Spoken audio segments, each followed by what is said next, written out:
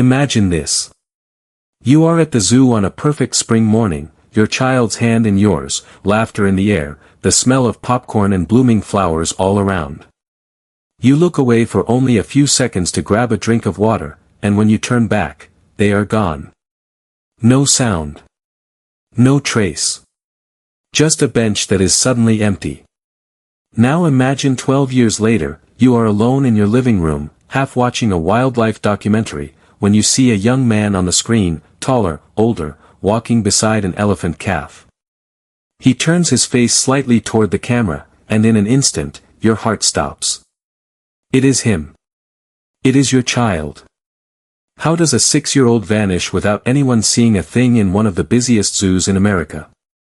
And how does he reappear 12 years later in a completely different world, with no memory of who he is?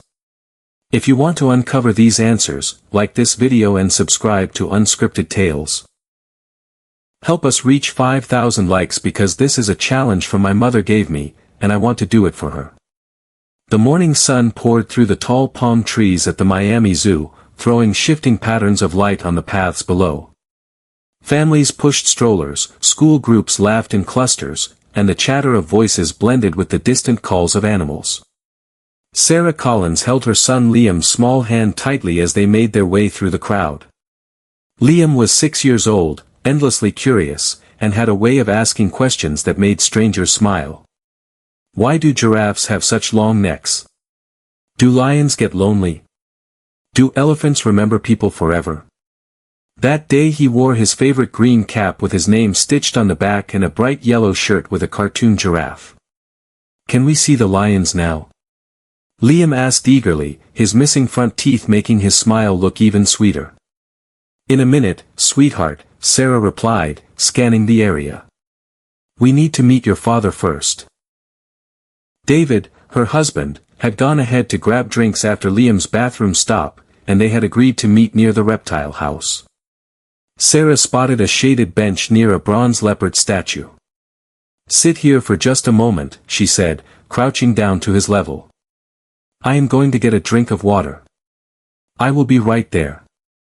Liam nodded happily, swinging his legs as he sat down. Sarah walked barely 10 steps to the fountain. She filled a paper cup, took a sip, and turned back. The bench was empty. At first, she did not panic. Maybe he got up to see the statue, she thought. But he was not there. She walked faster. Liam. Her voice was steady at first. No answer. She called again, louder this time. Liam. By the time she reached the reptile house, her voice was breaking. Liam. The sun felt hotter. The crowd seemed louder. A woman nearby stopped her stroller and looked concerned. Are you all right? My son, Sarah gasped. He is 6. Green cap. Yellow shirt with a giraffe. The woman's face changed instantly.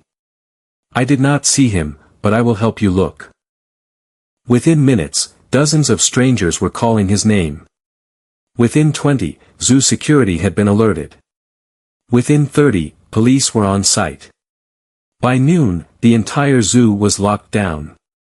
The Miami Zoo spanned over 100 acres of winding paths, dense trees, streams, and enclosures. It was a paradise for children. But for Sarah, it had become a nightmare. By evening, Liam's face was everywhere. News stations flashed his missing photo across the screen, a smiling boy in a green cap, front teeth missing, his wide grin frozen in time. Sarah sat on her bed that night, gripping his little sneakers, her breath shallow, her world collapsing. She whispered to herself again and again. I will find you. The sun was warm and golden at the Miami Zoo, filtering softly through the tall palm trees. Families wandered the paths with strollers, school groups moved in clusters of chatter, and the air was alive with laughter and animal sounds. Sarah Collins walked hand in hand with her 6-year-old son Liam, who was brimming with excitement. He loved animals more than anything, always asking questions that made Sarah smile. Why do giraffes bend their necks like that? Do elephants have best friends? He looked up at her with wide eyes, full of wonder, his green cap slightly crooked on his head and his yellow giraffe shirt bright against the crowd. Liam had been talking all morning about seeing the lions. Can we see them now? He asked, tugging her hand with a hopeful grin, his missing front teeth making him look even younger. Soon, sweetheart, Sarah replied. We need to meet your father first. David, her husband, had gone ahead to get drinks after Liam's bathroom break, and they had agreed to meet near the reptile house. Sarah spotted a shaded bench near a bronze leopard statue and crouched in front of Liam. Sit here for a moment, all right? I will just get some water and be right back. Liam nodded happily, swinging his legs as he perched on the bench. Sarah walked no more than 10 steps to the fountain. She filled a paper cup, took a sip, and turned back. Her heart skipped. The bench was empty. At first, she felt no fear. Liam had probably wandered a step or two away to see the statue. But he was not there. Sarah quickened her pace, calling gently at first. Liam. No answer. Her voice rose louder. Liam. Panic crept into her chest like ice. She spun in circles, scanning the sea of faces. She rushed toward the reptile house, her voice now sharp and trembling. Liam. A woman pushing a stroller stopped. Are you all right? Sarah's words came out in a rush. My son is missing. 6 years old. Green cap, yellow shirt with a giraffe. The woman's expression hardened with urgency. I did not see him, but I will help you look. Within minutes, other parents joined the search. Strangers called out Liam's name as they moved through the crowds. Zoo security was notified, and soon uniformed staff were everywhere.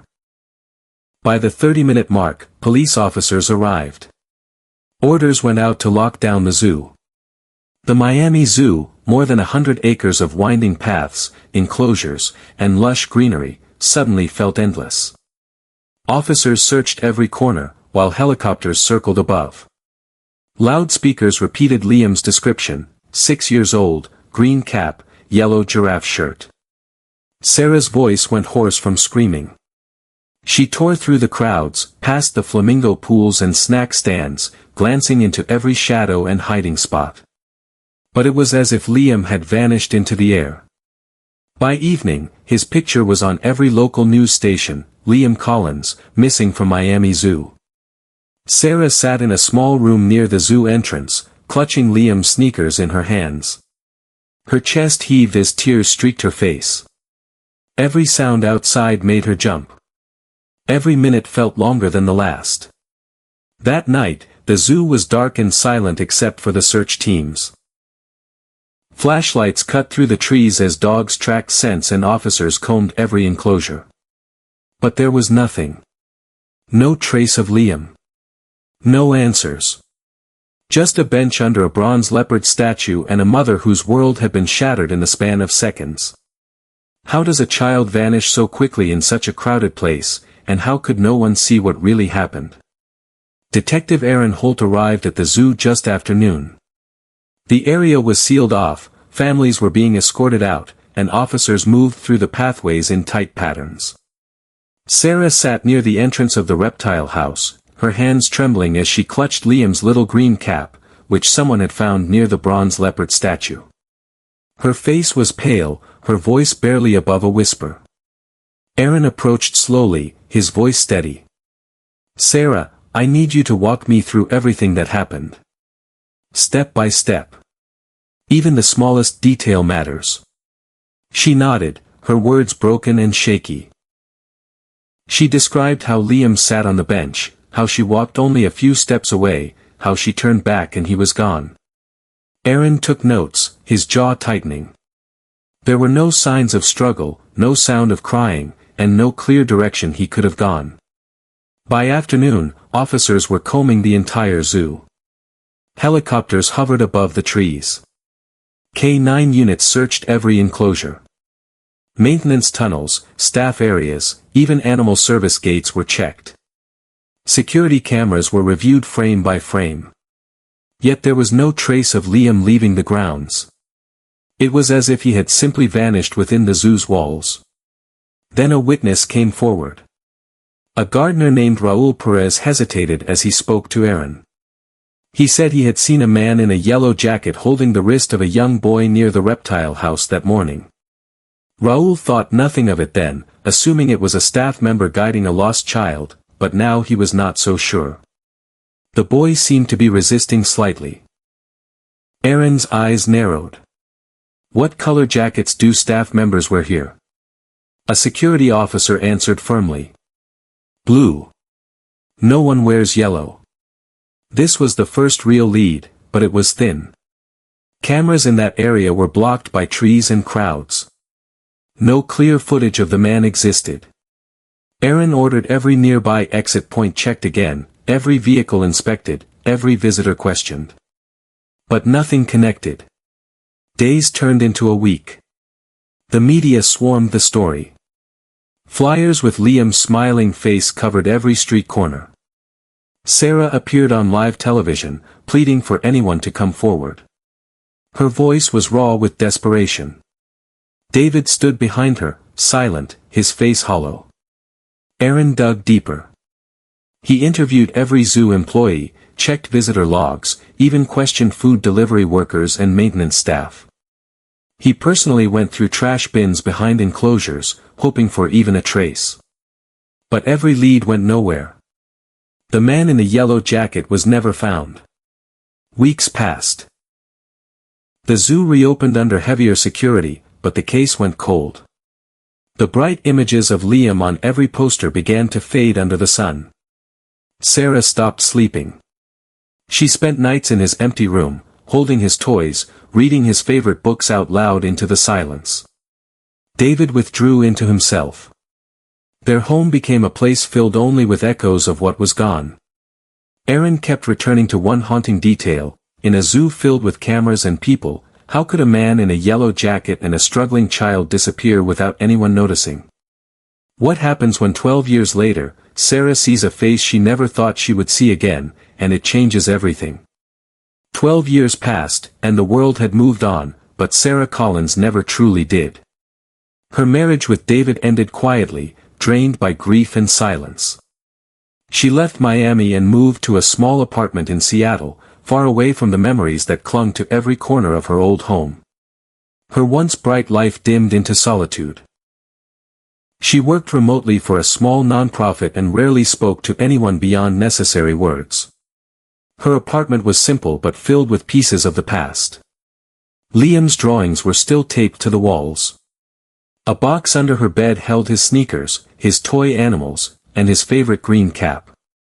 Even after 12 years, she never put them away.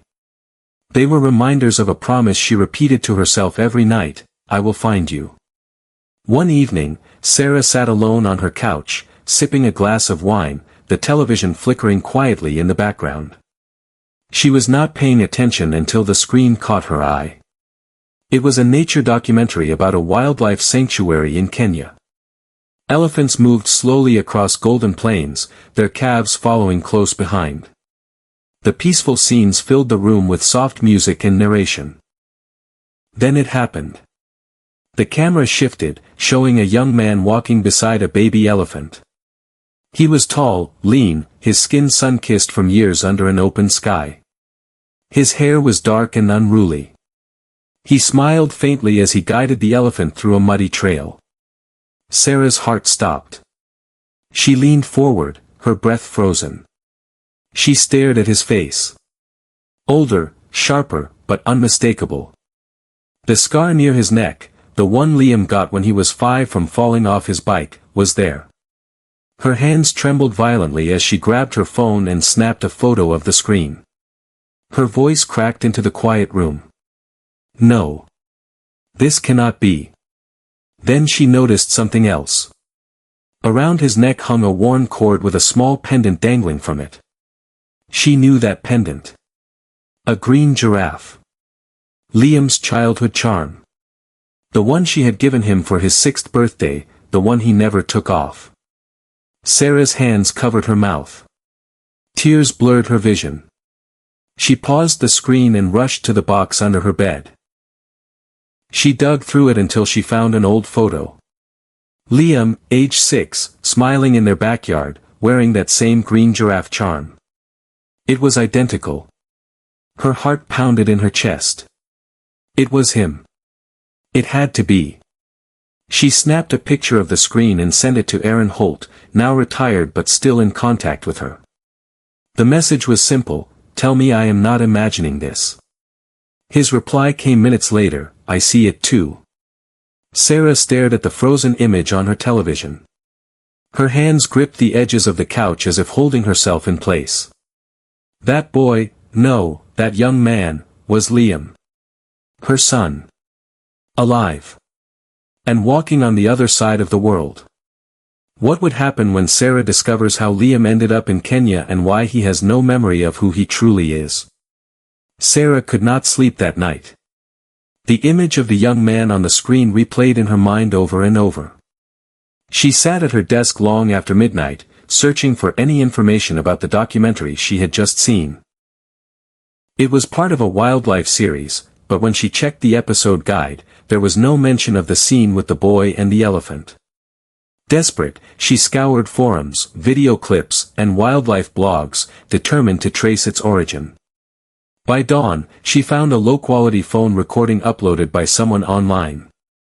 It was shaky, but there he was again, the same young man walking with elephants, the same charm around his neck. Sarah zoomed in on the footage until it blurred, but the shape of that green giraffe pendant was unmistakable. Her heart raced. She was not imagining this. She called Aaron Holt as soon as the sun rose. He answered with a tired voice, but when he heard her, he became alert. "I already asked a contact of mine at the bureau to track the metadata of the original footage," he told her. They traced it back to an independent filmmaker named Nora James. She is based in Portland, Oregon. Sarah barely hesitated. "We need to find her." By the following day, Sarah and Aaron were on a plane to Portland. They had not seen each other in years, but the determination in both of their faces was the same. When they arrived at Nora's studio, it was filled with light, plants, and camera equipment. Nora greeted them kindly, curious why they had come. Sarah wasted no time. She showed her the photo of Liam from the documentary. Nora studied it and nodded. "Yes, I know him. He volunteers at a wildlife sanctuary near the Kenya-Tanzania border. He calls himself Noah. He has been there for years." Sarah's chest tightened. "Did he ever tell you where he came from?" Nora shook her head. "No. He told us he had been living with a local family since he was a child. He said he remembered water, a boat, noise, and then animals. That was all. He does not speak of anything else." Aaron leaned forward. "Do you have more footage of him?" Nora turned to her computer and pulled up several files. On the screen, Sarah saw him again, older but still her son. He was feeding elephants, laughing with other volunteers, his hands gentle as he calmed a restless calf. In one clip, the camera caught a clear close-up of his wrist. He was wearing a leather bracelet with faint letters burned into it, L.C. Liam Collins.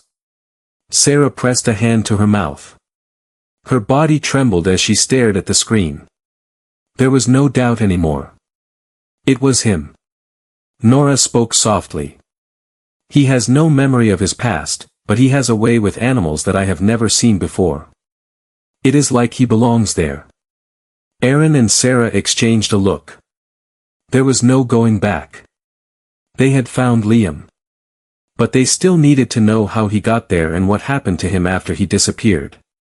How would Sarah react when she learns about the man who took Liam and the shocking link that ties everything together? Aaron Holt began pulling every thread he could find.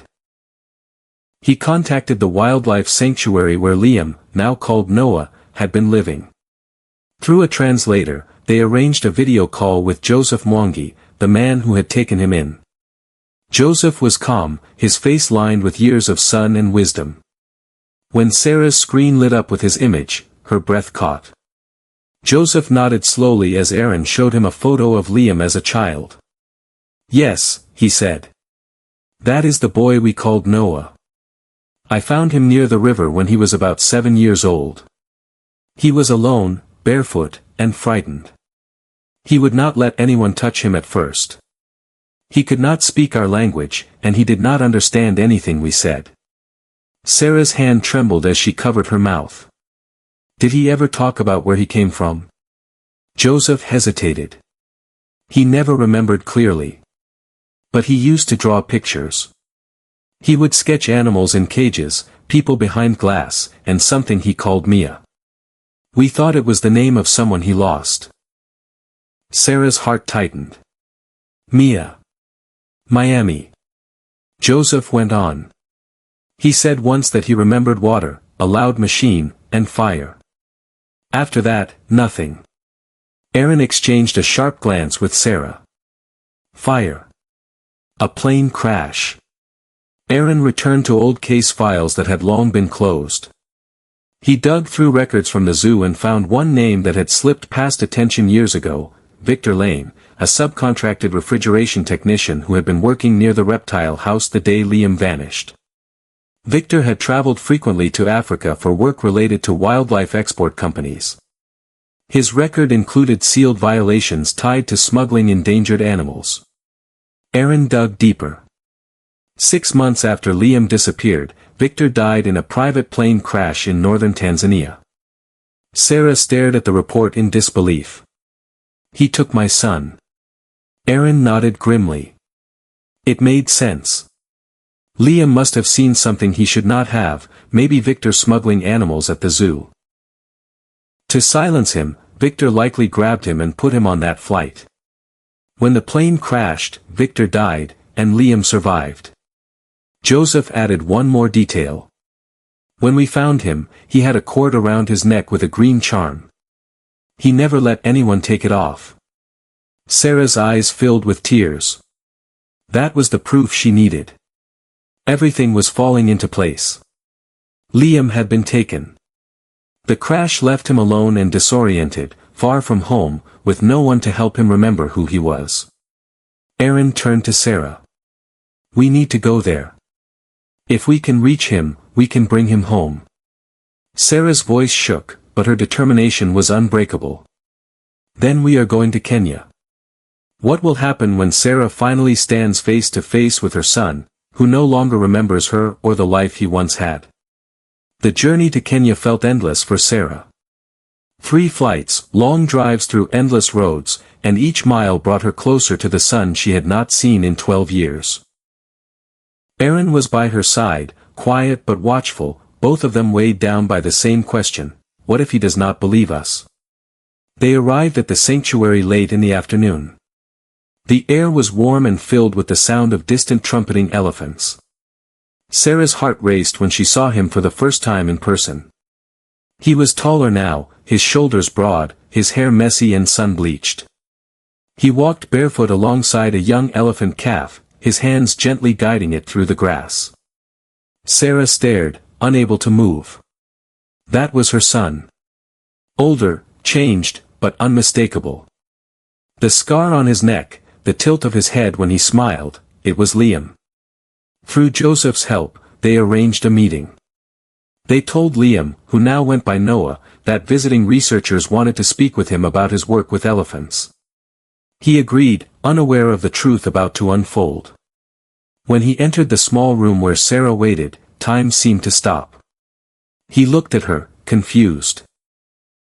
She took a step forward, her hands trembling. "Liam," she whispered. He frowned slightly.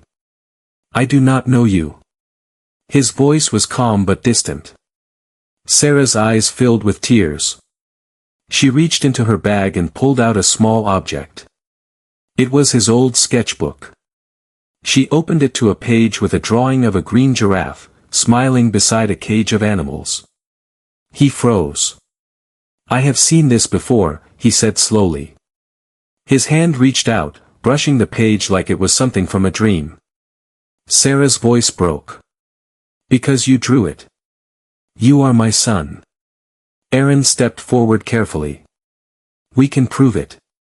A DNA test. Liam hesitated, his brow furrowed. He did not remember her, but something deep inside him stirred when he looked at her face, the way her voice trembled, the tears in her eyes. He finally nodded. The samples were rushed to a lab in Nairobi. The weight felt unbearable. For 72 hours, Sarah sat near the sanctuary, leaving small things for him to see, a red cap, a tiny toy giraffe, the compass from his 6th birthday. He never said anything, but she noticed him picking them up, turning them over in his hands like fragments of a forgotten dream. Then the results arrived. Aaron opened the envelope silently, his face unreadable. He handed the paper to Sarah. At the top, in bold letters, it read, DNA match found. 99.87% maternal confirmation. Sarah's breath hitched. Tears welled up as she looked at Liam. The paper trembled in her hands. He stared at her, confused and shaken. This means you are my mother, he said softly. Sarah stepped forward, her hands trembling. You always were. For the first time in 12 years, she held her son again. He did not remember everything, but as she hugged him tightly, he whispered words that made her heart ache. I feel like I know you. What happens when Liam begins to learn the details of his abduction and the life he never knew he lost? The truth unfolded slowly, piece by piece, like a puzzle that had been hidden for over a decade. Aaron sat with Liam and Sarah under the shade of a tree at the sanctuary, papers and files spread across the table between them. Liam listened silently, his eyes fixed on the pages, his fingers tracing the edges of photographs he did not remember. Aaron began carefully. Liam, when you disappeared, there was a man named Victor Lane working at the zoo that day.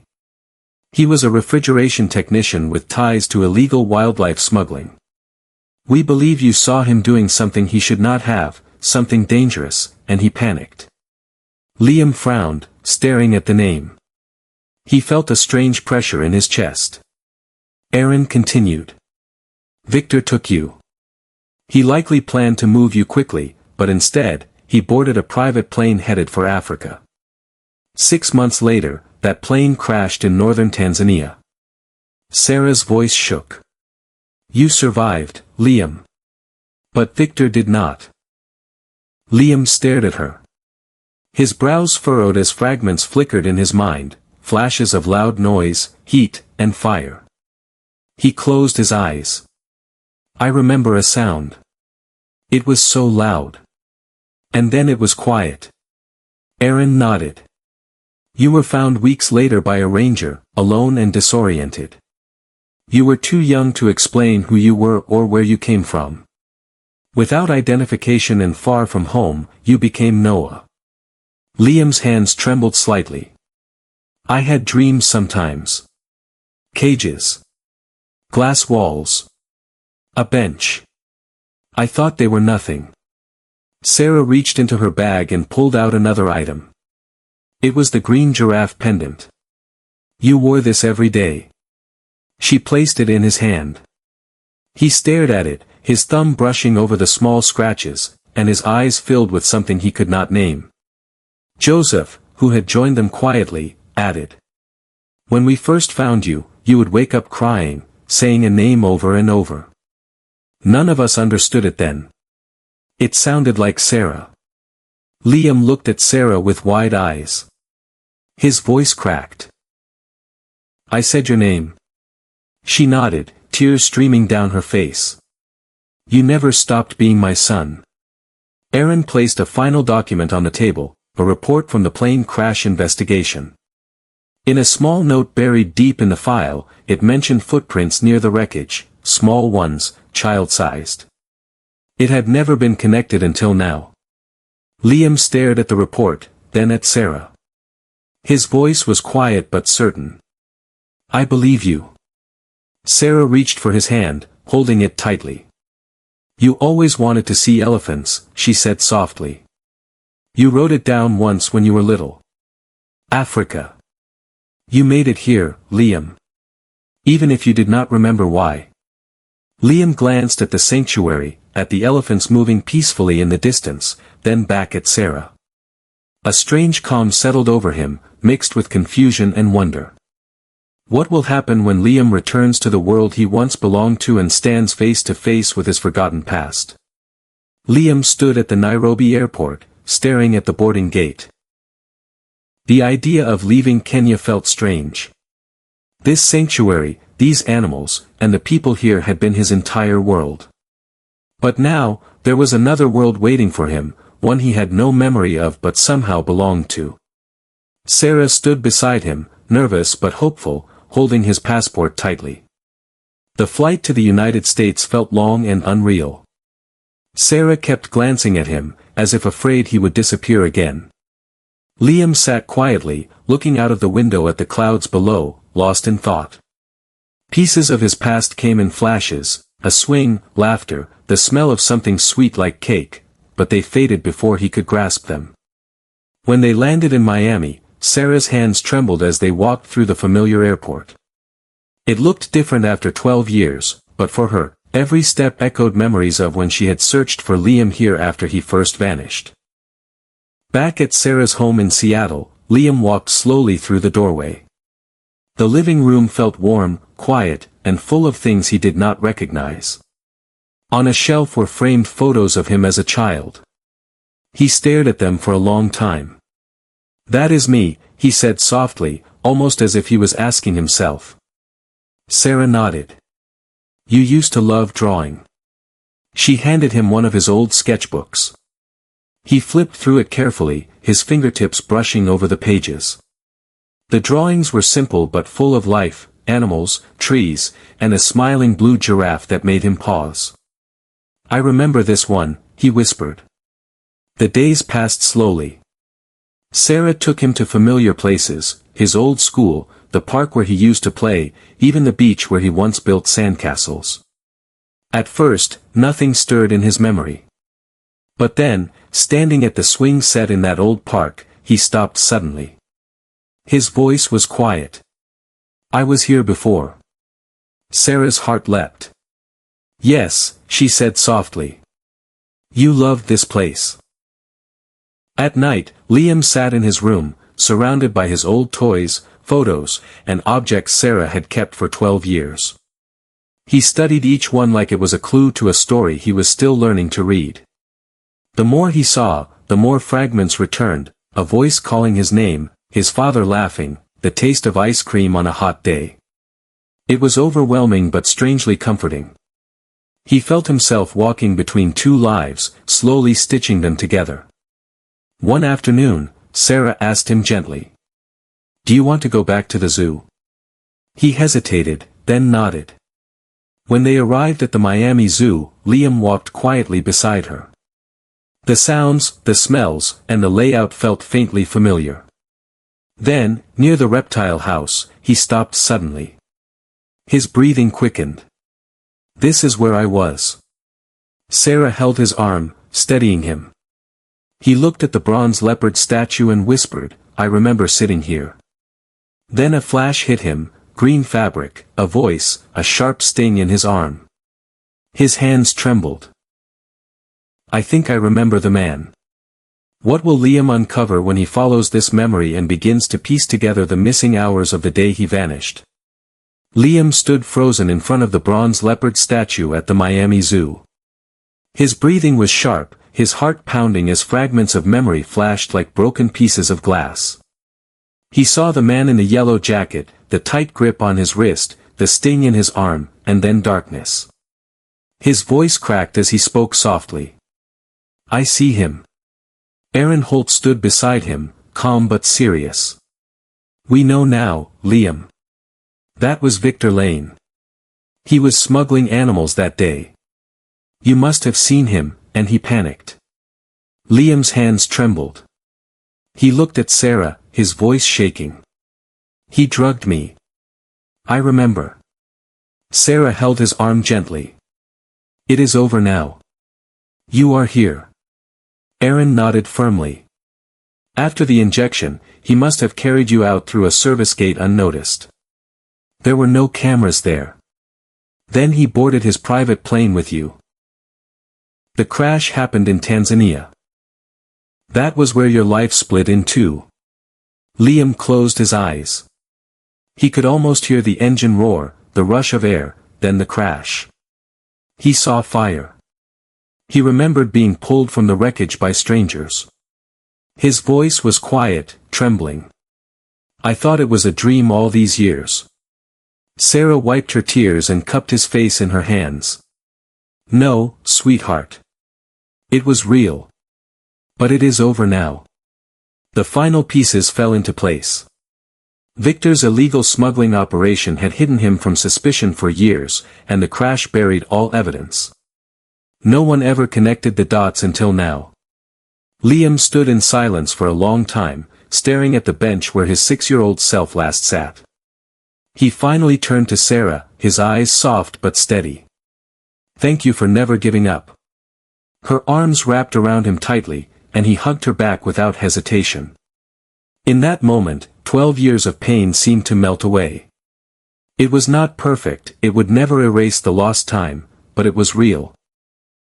Months later, Liam split his time between Kenya and the United States. He helped care for elephants at the sanctuary while reconnecting with his old life. He learned English again fluently, met cousins he had forgotten, and filled blank spaces with new memories. Sarah began to live again too. The grief that had haunted her for 12 long years slowly faded. Every Sunday, they spoke no matter where he was, sometimes over video calls from Africa, sometimes across the kitchen table in her quiet Seattle home. 1 year later, Sarah visited Kenya. She watched Liam walk beside a young elephant calf, his step steady and confident, the green giraffe charm swinging gently against his chest. He smiled at her from across the field, and for the first time in years, Sarah smiled back without tears. On their last evening together, Liam handed her a drawing he had made, a blue giraffe standing under an African sky, with a compass pointing toward home. At the bottom, he had written 2 words. Never forgotten. Sarah hugged him tightly, her heart full. She had found her son. And though their story had been broken in half, they had pieced it together again. If you are still watching this story, it means it touched you. So this story truly deserves your like and subscribe. Please help me complete 5,000 likes because this is a challenge from my mother. It costs nothing but it means everything. And tell me in the comments, from which city are you watching this story?